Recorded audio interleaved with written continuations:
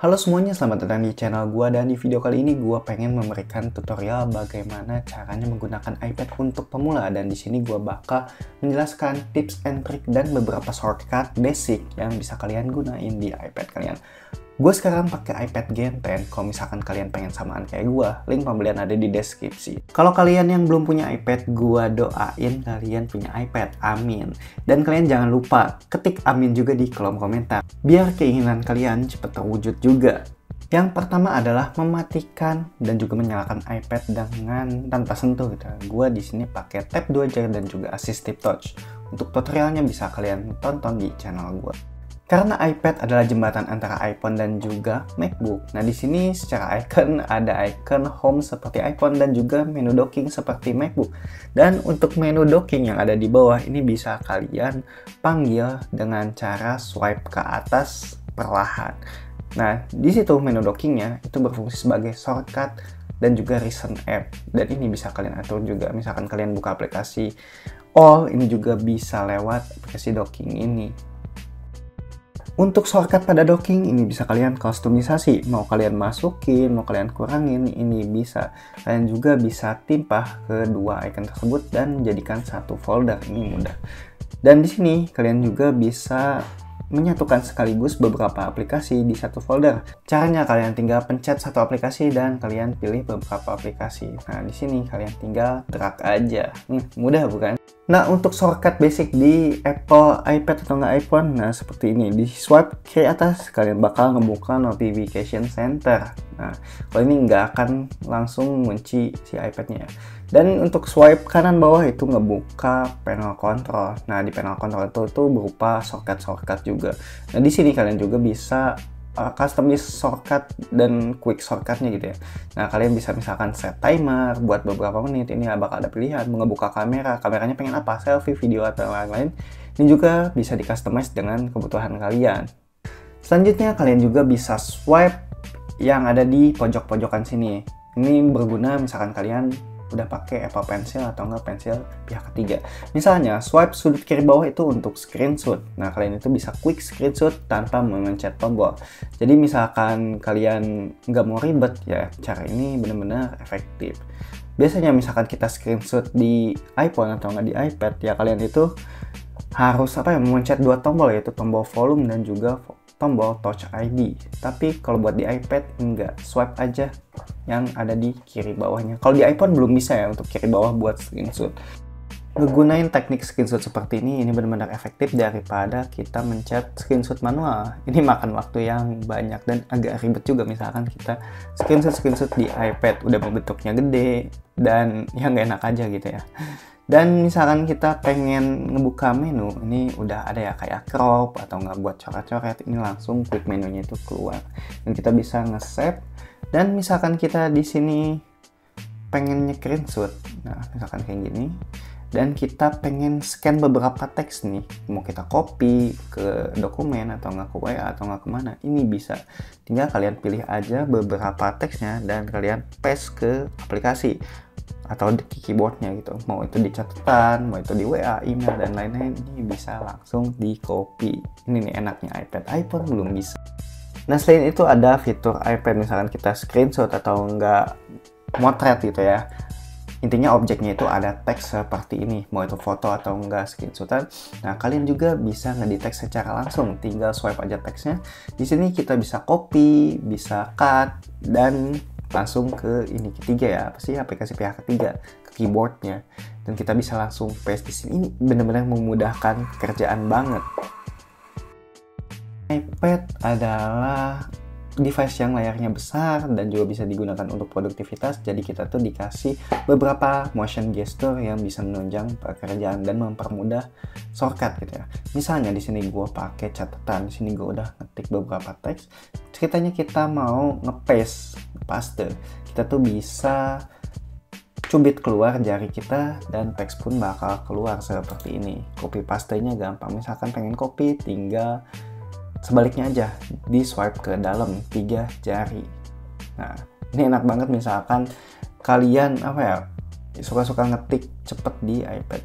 Kalau untuk undo dan juga redo, 3 jari swipe kiri atau nggak swipe kanan. Ini mempermudah banget buat ngetik. Dan selanjutnya misalkan kita ngetik-ngetik, kita tuh bakal ditampilin keyboard berukuran besar. Bagi sebagian orang keyboard ini tuh ngeganggu, soalnya ini gede-gede banget gitu ya. Jadi ada orang yang suka main satu jari.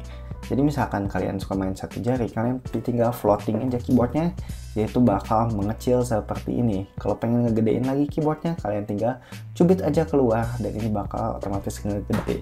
Jadi gimana selera kalian. Tapi misalkan Bluetooth keyboard kalian aktif, si menu keyboard ini pun nggak akan aktif, jadi udah diwakilin di keyboard fisik. Jadi sesuaikan aja dengan kebutuhan. Tapi misalkan kalian malas ngetik tapi pengen didikte gitu ya, suara kalian itu bisa jadi teks juga dengan cara memencet tombol dikte di sini. Dan misalkan di sini gua pakai bahasa Indonesia, nyobainnya. Kita ganti dulu bahasanya. Bentar. Nah, di sini ada bahasa Indonesia atau enggak Inggris. Nih, ini gue bakal ngomong bahasa Indonesia. Dan apa yang gue omongin di sini, ini bakal jadi teks secara cepat dan juga akurat. Yang terpenting, kalian ngomongnya itu pelan-pelan. Ini bakal akurat.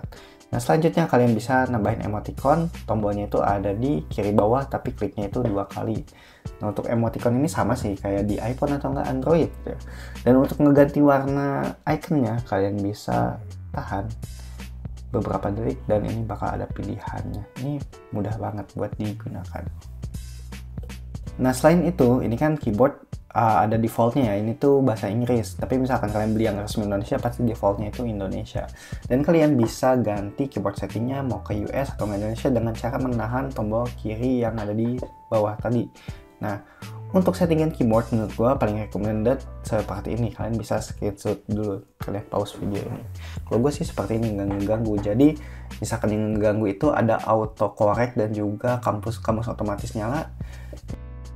Dan misalkan kalian ngetik di handphone pasti seperti ini. Ini ngetiknya tuh satu teks di satu tab keyboard gitu ya. Dan kalau untuk di iPad ini sangat unik, soalnya kan di iPad satu tombol itu bisa mewakili 2 tombol gitu ya. Bisa kalian lihat ya, 2 huruf gitu ya. Jadi di satu tombol itu kalian tinggal swipe ke bawah aja, misalkan seperti ini. Nah, itu kan tanda bacanya bakal keluar. Yang misalkan di sini kalian bakal tombol 3, 4, 5 itu ya seperti ini. Kalian tinggal swipe ke bawah. Jadi Apple tuh udah memikirkan sedetail ini. Gila sih menurut gue, ini demi kenyamanan para pengguna. Dan misalkan kalian nggak konekin keyboard Magic atau nggak keyboard Bluetooth gitu ya, nah sini tuh bakal terus ada misalkan kita aktifkan keyboard gitu ya. Jadi keyboard virtualnya itu bakal aktif misalkan di catatan atau nggak kita bikin teks atau segala macam.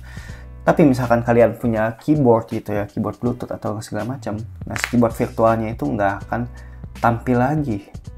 Jadi udah ada keyboard secara fisik. Biasanya kalau di keyboard fisik itu ada touchpadnya, tapi kalau untuk touchpad di sini digantiin di tombol spasi seperti ini atau enggak 2 jari itu dimainin di tengah keyboard. Nah itu bakal bisa ngeganti-ganti arah kursor. Ini memudahkan banget misalkan kita buat mengetik. Dan kalian juga bisa swipe 4 jari di layar atau enggak di touchpad. Dan ini memerintahkan buat pindah aplikasi ke sebelah. Jadi misalkan kalian browsing sambil ngetik atau nggak apa, ini memudahkan banget buat tombol shortcutnya. Daripada kalian buka-buka seperti ini, lalu pencet gitu. Jadi lebih baik kalian pakai 4 jari tadi. Dan iPad itu udah bisa multi screen ya. Tapi untuk iPad basic kayak yang klasik seperti ini dan juga mini, ini dibatasin penggunaannya, jadi nggak ada stage managernya. Kalau stage manager hanya ada di prosesor M1. Jadi untuk di sini kalian itu bisa multitasking gitu ya. Tapi multitaskingnya itu terbatas. Ini kalau untuk iPad yang biasa itu sama seperti iPhone sih.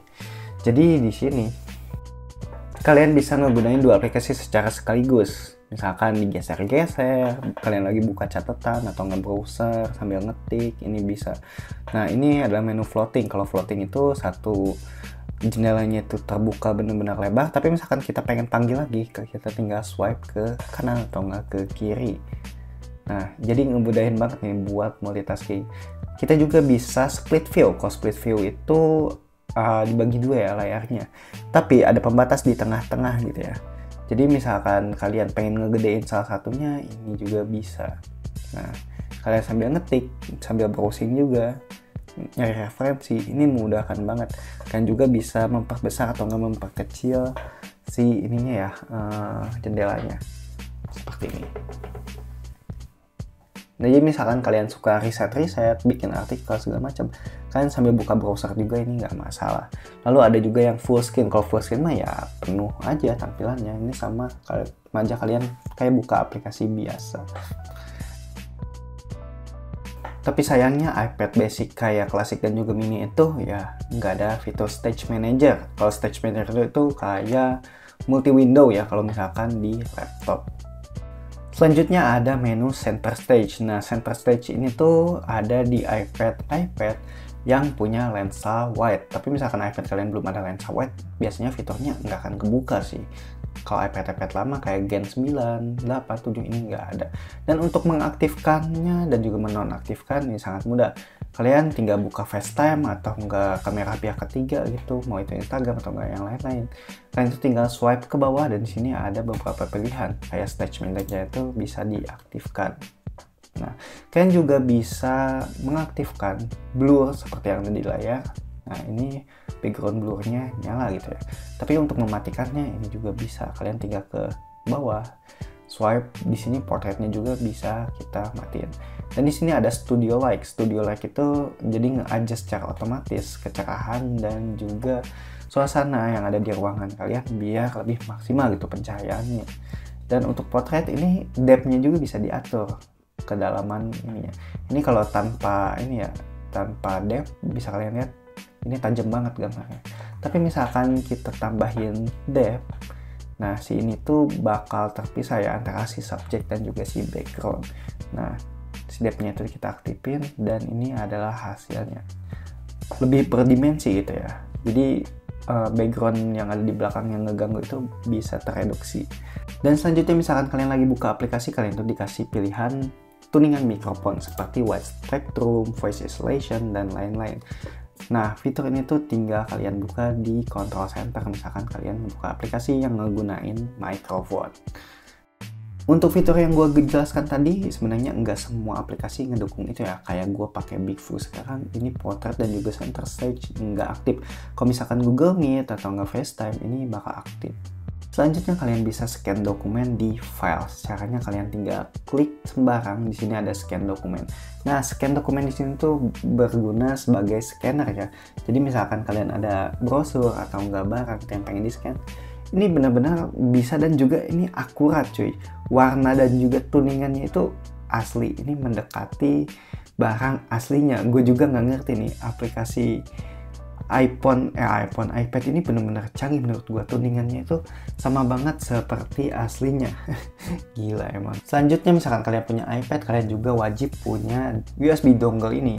Soalnya iPad kalian itu bakal punya port yang banyak seperti laptop. Nah, di sini ada kurang lebih 11 port, ada 3 USB, card readernya ada 2. Di sini ada HDMI, jack audio, LAN port, HDMI dan juga VGA. Jadi misalkan kalian pengen nyolok-nyolok presentasi ke TV, ini lebih mudah. Dan misalkan kalian yang suka menulis gitu ya, mau tulis catatan, Notability atau nggak GoodNotes, kalian wajib menggunakan screen protector Paperlike, soalnya teksturnya enak dipakai buat nulis. Dan ada beberapa key point selling dari produk ini. Link pembelian tentunya ada di deskripsi. Thank you!